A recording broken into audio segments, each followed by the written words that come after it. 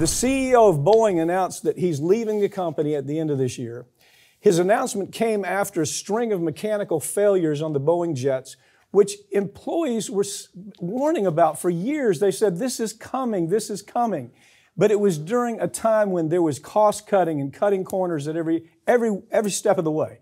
This is an industry, Farron, that is making so much money they can't spend it all, right? They are the weapons war industry. That's what this story, I wish they'd gotten more details on it, but they're the weapons war industry. They don't make money on building jets. They make money on selling missiles that blow the hell out of 3/4 of the world. That's what they do.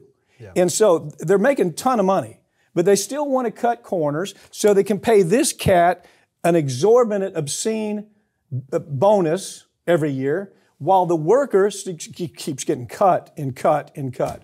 Pick it up. Or worse, depending on what happens to the workers, yes, as we've seen.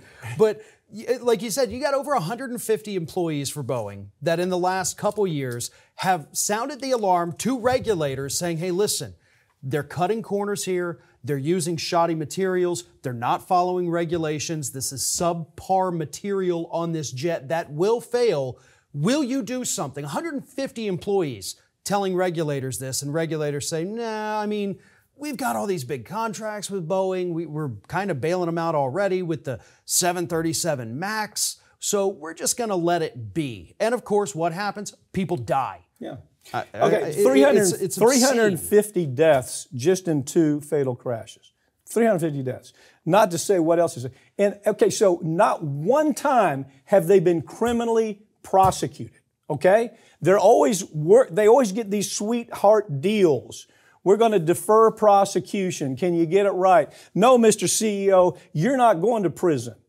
If you killed that many people, you'd be in prison tomorrow. But we have a Department of Justice that is so tied to white collar. I mean, here's what happens. They're looking for jobs. You got lawyers there that are looking for jobs. Yeah. Either that or the lawyers with the Justice Department are career lawyers. They're tired. They don't have to work that hard. They're a GS, whatever the hell that is. And they're making all the money that they need, so they don't do anything to go after these folks. The other part, like I said, two different divisions. One is the career person. Hell, why work hard, right? I'm going to be paid anyway. And then the other folks that are looking for jobs with corporations like this. So they kill all these people, no criminal prosecution, just like we saw with opioids. They killed 150 people a day for decades, Farron. The Department of Justice had everything they needed to prosecute, but they didn't prosecute. And we see it constantly. It's just a way of life in this country.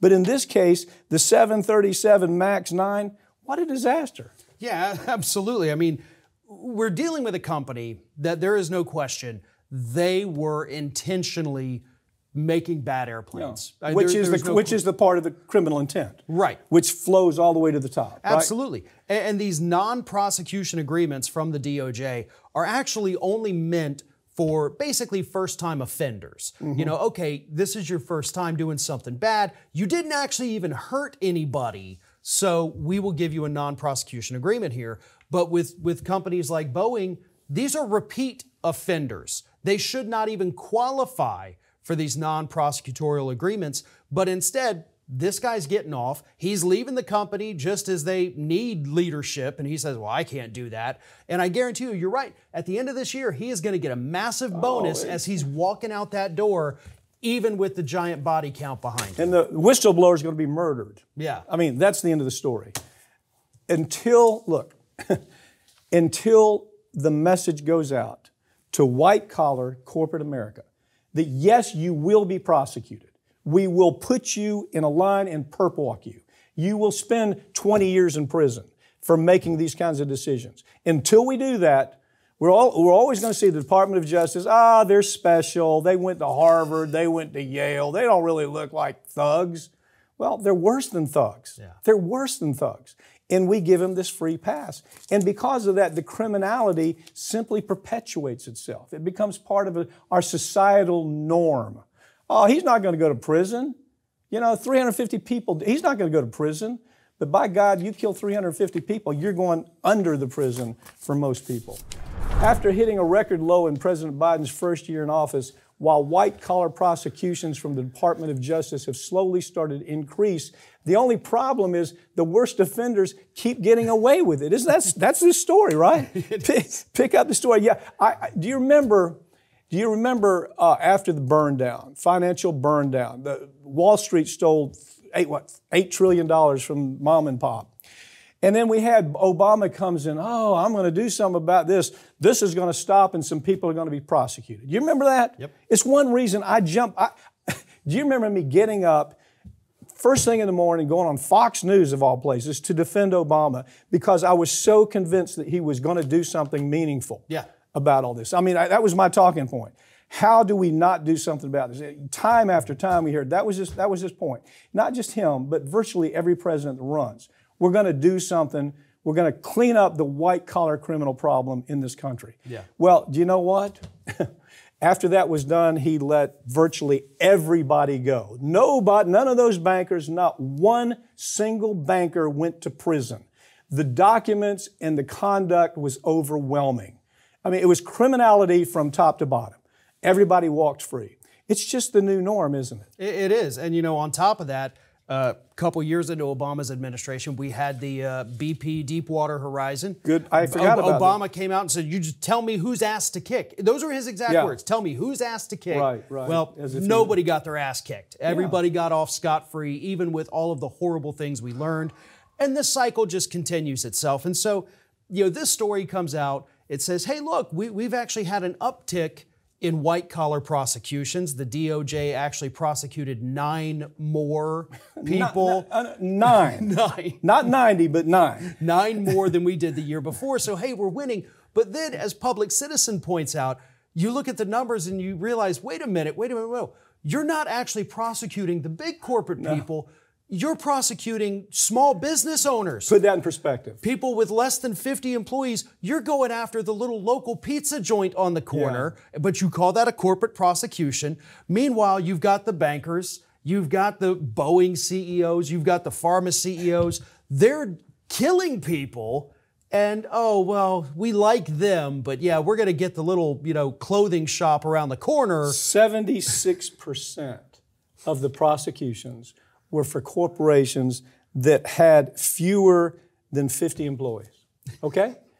The rest of the prosecutions, there weren't any. I mean, if you had 1,000 employees, you got something called deferred prosecution. Explain to the viewers what that means. Yeah, this is basically the slap on the wrist. That is the DOJ coming to you and saying, listen, we know deep down you're good people, so we're not going to hold you accountable. There's going to be a fine. So give us some money, and that's what they use. The DOJ loves their fun money, and they get to spend that money that they bring in. That is essentially their big piggy bank. And so they would rather get the money, buy themselves, new offices, new company cars, new computers. Cool SUVs. Exactly.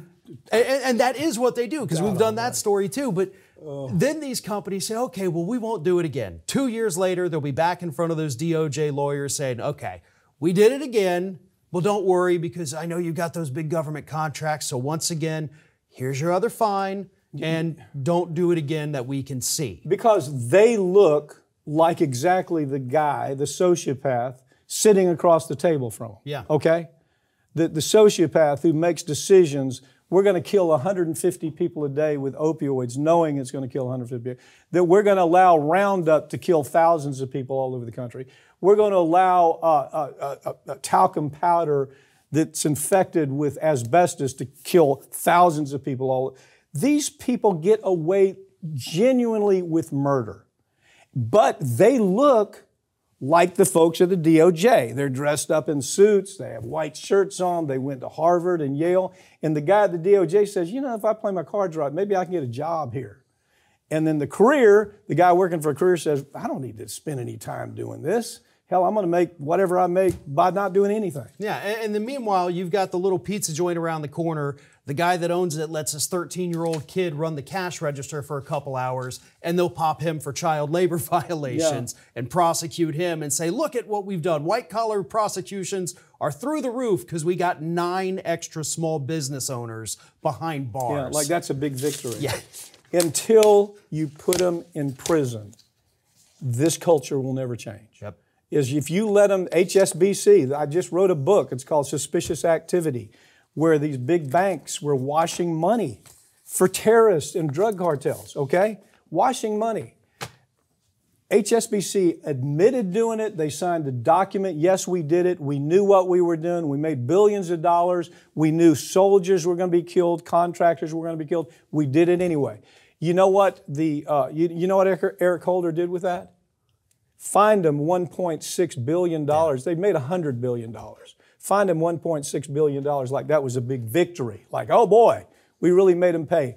Nobody went to prison. And that's the new norm in this country right now. You just can't shake that new norm.